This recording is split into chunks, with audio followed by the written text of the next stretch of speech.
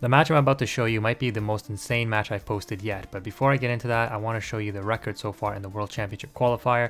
We've only taken one loss due to a disconnect. As you can see here, total number of turns is 0, but other than that, we've won 11 straight. Let's go ahead and take a look at this insane match. Just like the title, the thumbnail, and the intro of this video said, you're about to witness something that I think is absolutely crazy. So starting off, we're going first and our opening hand looks pretty good. The only thing that really would stop us is of course a Maxi, since we don't play any Maxi negate. So unfortunately, we are going to have to slow down our pace of play here. The opponent is going to get a free draw off of the Keldo special summon, but we're still going to trigger the Yugioh. This is for two reasons. One, we want to see what the opponent is on, and we can see what we milled here. The mass change indicates that they're likely on heroes. On our side, we do mill pretty good. The Sulic and the Rhino is potentially activatable, but we're only going to trigger the Merly because we're not going to overly special summon to give the opponent a lot of draws. Hero is a combo deck, so you want to keep them on as little resources as possible because it's very easy for them to extend. If you shut down a few of their interruptions, hopefully that shuts down their whole turn. So off Sulic, we're going to bring Havnus so we can play during the opponent's turn. We're going to trigger the Kitkalos to bring Sulic for an interruption during the opponent's turn. So right now they've drawn two, one off the Keldo special summon and the Kitkalos special summon.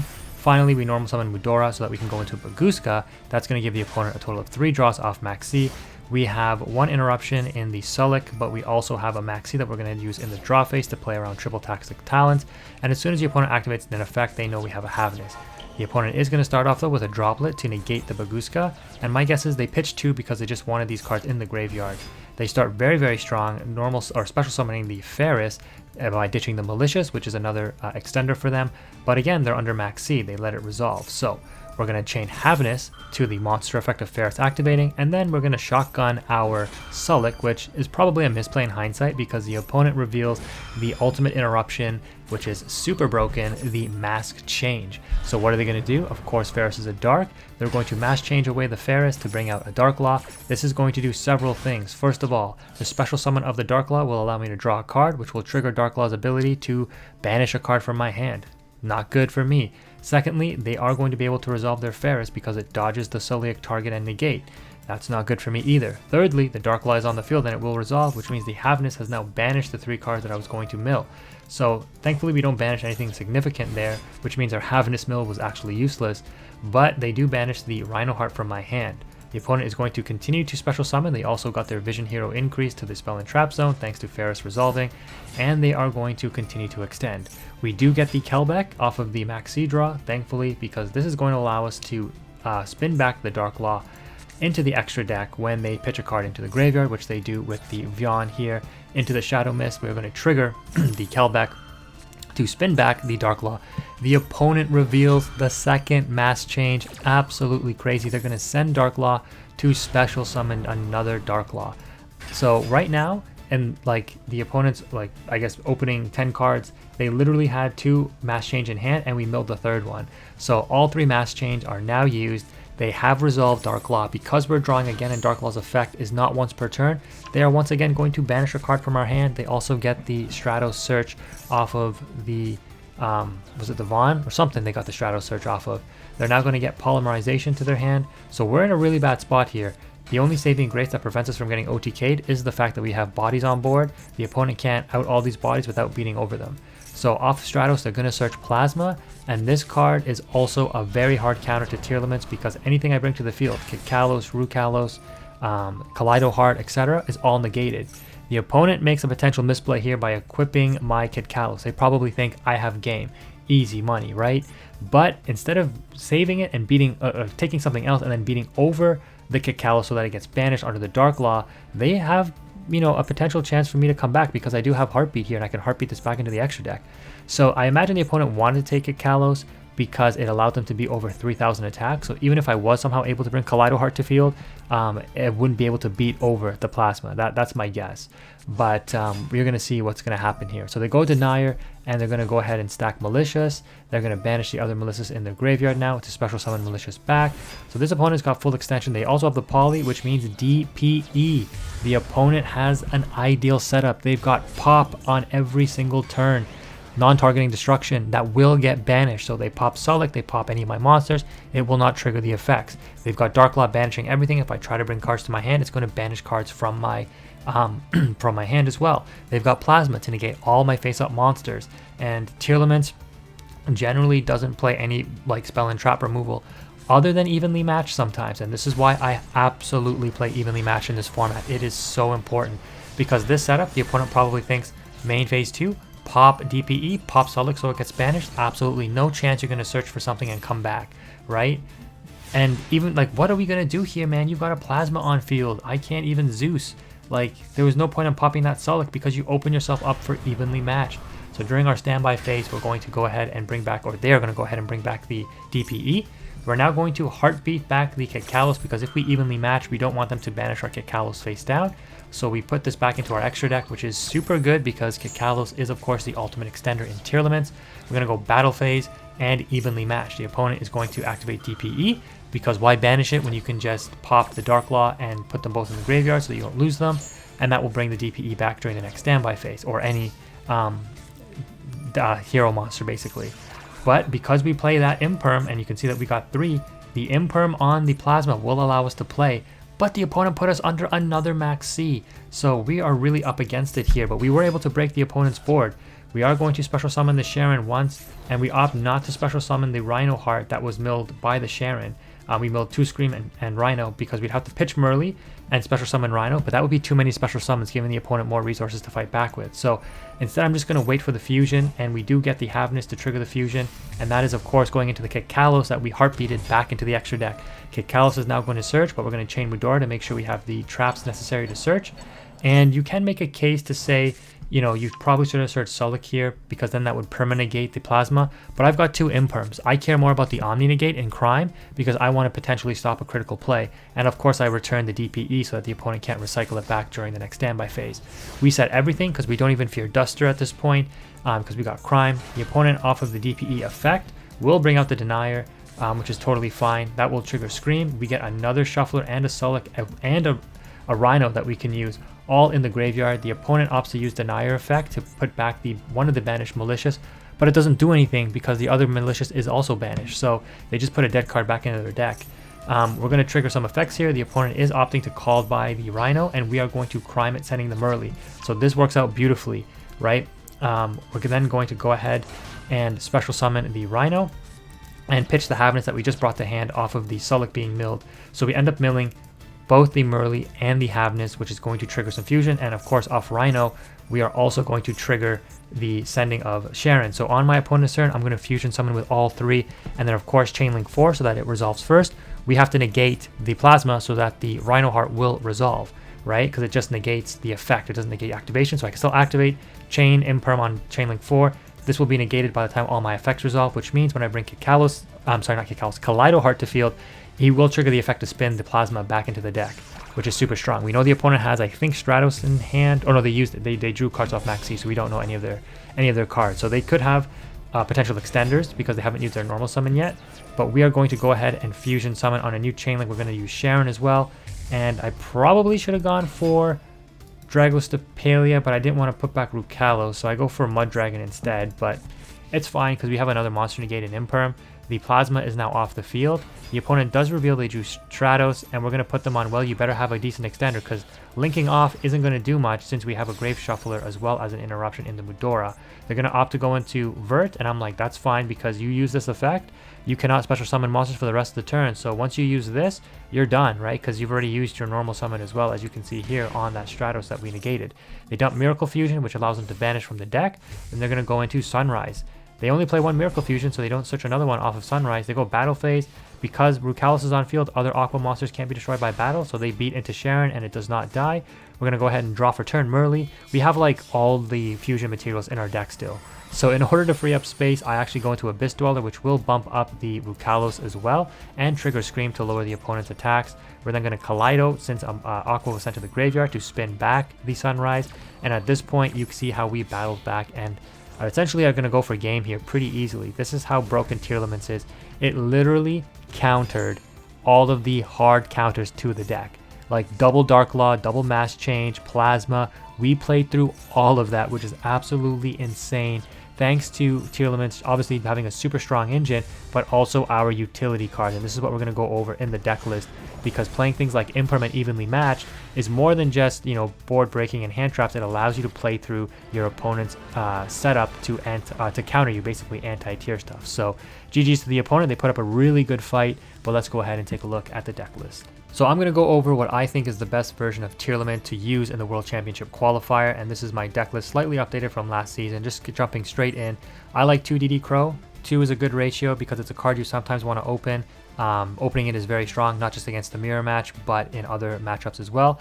But 2 gives you the option or the consistency to mill it fairly frequently, and it's material that you need for Mud Dragon of the Swamp. So returning it to the deck with any tier name gets you into Mud Dragon. This card is actually super clutch because it's a level 4. You can rank 4 Exes with it. It's extra material that you can use with Merly to go into Elf. It's also just a good on its own because quick effect, declare 1 attribute. It becomes that attribute, and then monsters of that attribute can't be targeted. So really good to stop your opponent's targeting effects. It's just an overall really solid card. It has much more utility than you think. And just being an extra body that you can summon as a fusion material also comes in handy a lot. So DD Crow helps facilitate that, in addition to being a very solid hand trap. Cyberstein, again, if you watch any of my other videos, this card, if you get it turn 1, like Merly, and another card into Elf, bring this back from the graveyard. If you've milled it, go into Exterio. It's usually GG's. Your opponent will very unlikely be able to play through it, so no more explanation is needed. Negate all spells and traps. What else do you need to say? The only real monster hand trap that we play is Maxi. Maxi is broken. In Tearlament, it is so strong because you draw into engine pieces, you draw into like more Ishizu cards to trigger like the Shuffler effects, discard, Kelbeck, summon the Keldo, search for another Ishizu card. Like, it's just so broken if you resolve this card and end up drawing off of it. I'll explain why we don't play other hand traps other than Imperm later. But moving on, I'm not going to explain the Merly, the Havnus, the Sharon, and the Rhino. You absolutely should be maxing out on all of these. If you don't have 3 Rhino, just craft it. Otherwise, it's not worth playing the deck, honestly. You need the consistency with this deck. And that brings me to the Ishizu cards as well. No explanation needed. These are the strongest cards in the game right now paired with Tearlaments. No doubt about it. The Grave Shufflers disable so many decks. It's absolutely crazy. Like, you play with such confidence with this deck because you just know I have infinite interruptions. I'm going to play during your turn with the Tearlament cards, you know, Scream, triggering my own Tearlament names like Havnus, but I'm also going to disrupt whatever you try to do in the graveyard. Bring stuff back from the graveyard, activate cards in the graveyard, it doesn't matter. I am going to stop you with the Grave Shufflers. As well, going first, milling your opponent's deck, super strong. Most of the time you mill important resources, one-ofs, things like that out of their deck. They have struggles during their turn to combo off properly if you do that, obviously. But these cards, you know, the Kelbeck is a solid hand trap in and of itself. You saw in the earlier clip, I was almost able to remove the Dark Law from the field. The opponent just happened to open double mass change, right? And if they didn't do that, we outed the Dark Law with a Kelbeck, which is supposed to be milling cards in our deck. So these cards have multiple uses. They're level 4, so they're good rank 4 materials as well. They can be special summoned, which opens up the normal summon to go into a rank 4 play. It's just, they're so broken. They have so much utility in this deck. I can't wait for this stuff to get nerfed, honestly, because it's too good. It's just too good. The one terraforming, pretty self-explanatory. You play 1 Perla Rhino, but even if you draw this and you activate it, your opponent will likely make it a priority to out this card. So you can shuffle this back into your deck. Even if you draw terraforming and it's a brick, you can, your terraforming is now live. If this gets outed back into your graveyard, shuffle it back in your deck, your terraforming just searches it. Now you got another Perla Rhino, right? Super strong. You still want to play 1 Foolish Burial Goods because this card is an instant starter. You play this, you either bait out a hand trap or you dump Solek, which gets you any tier name, which means your hand is now live. So absolutely should be playing one of these. Triple Scream, this card, super clutch. You definitely want to have 1 on field, but milling this card is super strong to get the traps, the Tearlament traps. You can even make a case to play a Meta Noise, but I found that the 2 Solek and the 1 Crime is a good ratio. 1 Heartbeat, just the fact that it's searchable with Kick Kalos makes it an insane utility card. I really don't know how people play ranked ladder mode because there's so much variety, or this World Championship qualifier without Heartbeat. It helps you out a Floodgate. It helps you out problematic cards. In that situation you saw against that deck that I played earlier in the video, you saw this basically won us the game because, you know, it saved our Kick Kalos from getting banished, right? And you saw how much extension we had in that match later on by saving Kick Kalos. Evenly Matched, if you watch that clip, you know why I play this. I play this card pretty much in every deck right now, except for Sprite, but I probably should play it in Sprite. This card is just too good not to play. It's definitely a card that, in my opinion, is fairly balanced. I don't think it should get banned. This card makes it so that you have a chance going second, which is what we need more of in this game, because when your opponent puts up like triple Omni Negate boards, like, you know, it's so dumb. I don't even know what to say, but being able to break it with, you know, Dark Ruler and things like that is super important. But being able to either bait out negates with evenly matched or bait out the negates with other cards and then evenly matched helps you get back into a match. I can't tell you how many times this card has saved me, and I'm kind of giving out a secret here because I don't want people to play this against me, but it really is that good. Triple Imperm. Again, I don't need to explain this. You watched that match. You saw how each piece of this deck functions in combination with each other to be so critical. Impermanence helps you play around crazy floodgates like Plasma, like Dark Law, like Baguska, you name it. This card can really save you. And it's also an amazing hand trap. In the mirror match, you having this card going second can literally be the difference between you winning and losing the match, because you imperm the opposing Kit Kalos. That usually shuts off the opposing Tearlament player's turn, and then you're able to play and go full combo usually. So this card is super clutch. I don't know how Tearlament plays without this, in my opinion. I definitely wouldn't play it without 3 personally, but you know, who knows? The format might shift and we might keep a lot of these Tearlament cards, and you never know, right? One Crime, again, I don't know how people play this deck without this card. It's an Omni Negate. I don't like it. Saves you from evenly matched Dark Ruler no more. The only thing it can't save you from is like the uninterruptible, unrespondable spells and traps and monster effects. But the only thing I can really think of is like, what, Forbidden Droplet if they send a trap, and Super Poly, really. And if they Super Poly you, they're triggering your Tearlament name, so Super Poly's terrible against you. Like, this card can be a lifesaver. Not only that, to help counter the anti-meta or the board breaking, but it can help to really shut down the opponent's combo, shut down their engine at a critical choke point. Sulik, nothing needs to be said here. This card is basically a perma-imperm, continuous, sends your cards to trigger fusion effects. Like, it's super broken. The only thing that it doesn't have that imperm does, obviously, is the fact that imperm is a hand trap, which gives it a lot of extra utility. But playing 2 of this is definitely really good. You can even make a case to run 3, but I just can't fit it in. And this is the ratio I found that works really well for me. Like I said, I won all 11 matches so far in around up to like Duelist level 15 or something like that. And you've seen me play through, well, now I have other matches where I've played through like seemingly unwinnable situations. Just the utility that this deck offers is absolutely crazy. Moving on to the extra deck though, because I don't want this video to get too long. I already explained Mud Dragon, why it's so good. Kit Kalos, self-explanatory. The Dragos Paleo, the Rue Kalos, and the Kaleido Heart. Again, don't need to explain any of those. The Exterio is there for the Cyberstein, so that's all the fusion monsters that you play. It's 6 total, which is a large package because you're playing the Mud Dragon and the Exterio, which other builds don't, but obviously if you're playing Stein, you play Exterio as well. For the Xyz monsters, you definitely need an Abyss Dweller, and you definitely need a Baguska. You have some other tech choices to play. Obviously, you want to play a Zeus, but you can also opt for the Zodiac package, which I'm kind of on the fence about. You know, going into the Barbo to attack directly and then going into Zeus is definitely super strong because that's a 4 material Zeus. I don't really find myself using the Dryden a lot, but I know it can be very helpful. And I made a concerted effort to remove the Time Thief Redoer, which I wasn't really using all that much. To me, it was kind of like a win more card. I found myself missing Underworld Goddess, honestly, because when I go up against Sprite and they are able to get the Avermax out, usually I can go into Dark and bring back the opponent's Masquerade. You know, you bait out the Masquerade with attempting to go battle phase. The opponent usually triggers their Elf and their IP Masquerena, and they go into Avermax, right? If you do have the Evenly, you evenly them, they keep Avermax, then you just make Dark and bring back the IP, and then make Underworld Goddess outing the Avermax right away.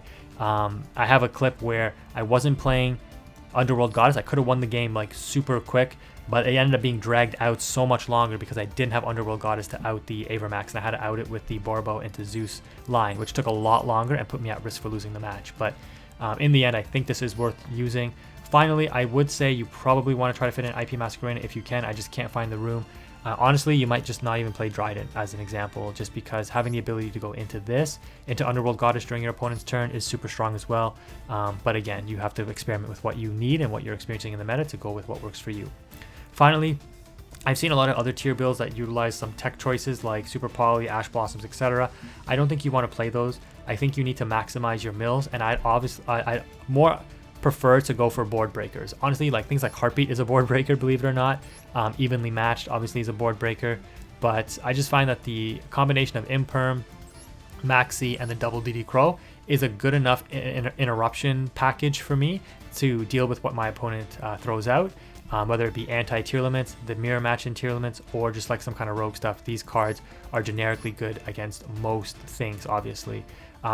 Where you suffer, obviously, is Floowandereeze. The Imperm is the only thing that's useful against it usually, but DD Crow can shut down the street target, but obviously you have Grave Shufflers to do that as well. And speaking of which, interruptions, you know, these cards are interruptions. The Kelbeck is technically a hand trap as well. So there's a lot of utility in this deck, and this is the version that I found the most success with. I'm kind of on the fence on releasing this video because I don't want to share like such a, I don't want to call it toxic, but I mean, it's Tearlaments Ishizu. The whole concept is toxic. But this deck is honestly insane. You've seen it now in the hero match, but yeah, to prevent this video from probably being 30 minutes long, I'm going to go ahead and wrap it up. If you enjoyed it and made it this far, I really do appreciate it. A like and a comment would be really, really appreciated as well. But thank you for watching. Quantum is out.